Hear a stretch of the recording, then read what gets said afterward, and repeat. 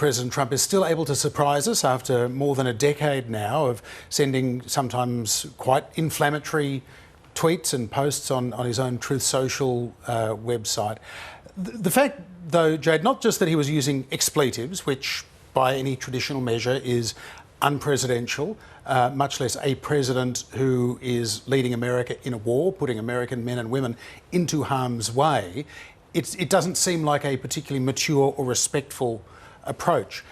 You always have to ask with Donald Trump, though, why is he making these sorts of wild threats? Is it because he is just so emotionally unhinged that he is unable to control these outbursts? And unlike in his first term, where there were some less loyal but perhaps more mainstream conservative thinkers around him in the Oval Office, now everyone in Trump's orbit is Trump first and foremost. Their loyalty is to him. So he is truly unfiltered and unguarded in a way that he has never been before.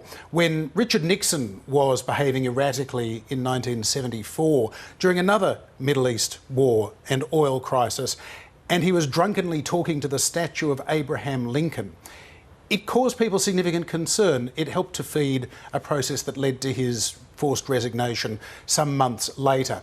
To me, as a historical echo, if not a repeat, this feels like one of those moments where we are seeing the most powerful person on the planet with access to the nuclear codes who could, at a whim, not just send out an expletive-laden tweet, but could send a nuclear weapon to destroy his adversary or anyone.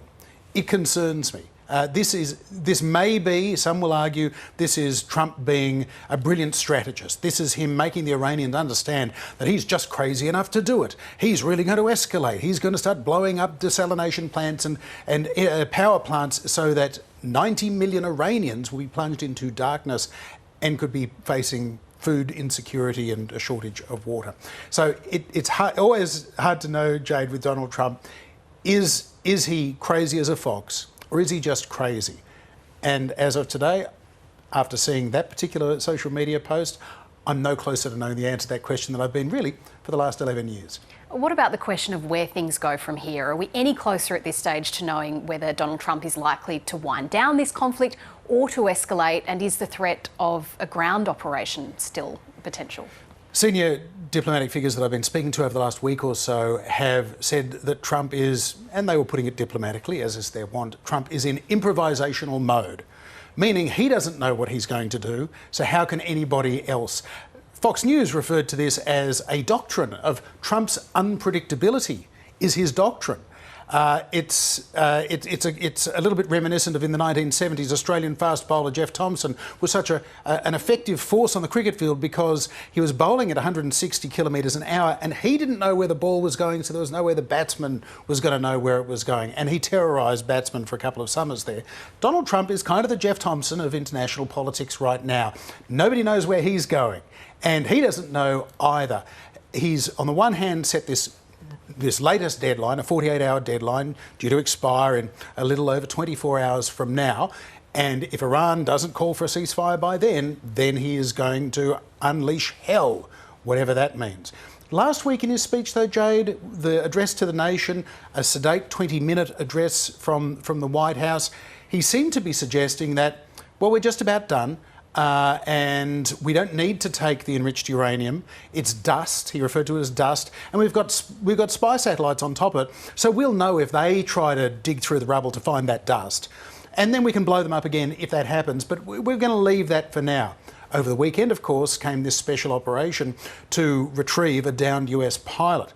The success of that special operation, unlike in 1980 when Jimmy Carter tried to rescue American hostages from Iran, that ended in devastation and a failed operation. Trump's very mindful of what happened to Jimmy Carter.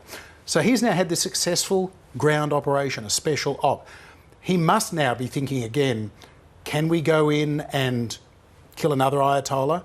Can we go in and take Karg Island, open the Strait of Hormuz by force with special operations troops, take some of those islands in the Strait to regain control ourselves? What can we do? Trump is very impressed by America's military power. He likes to play soldiers, even though he avoided the draft in Vietnam 5 times. He was deferred from serving in Vietnam, but he's very proud of the photos of himself wearing military uniforms when he was in a military academy. So You factor all of these pieces of history, Trump's personality, and the signs that we're seeing, and you still come up with the question you asked, not the answer that you want, which is, we do not know what he is going to do this week. Is he going to escalate, or is he going to declare mission accomplished and say, OK, Europe, you didn't help us attack Iran, you can help yourselves by reopening the Strait of Hormuz, we're done here. It could be either, and back to those diplomats that I've been talking to, their suggestion is he doesn't know now, he may not know tomorrow, it could be a couple of days before we find out what he's going to do, and it's anyone's guess, including Trump's.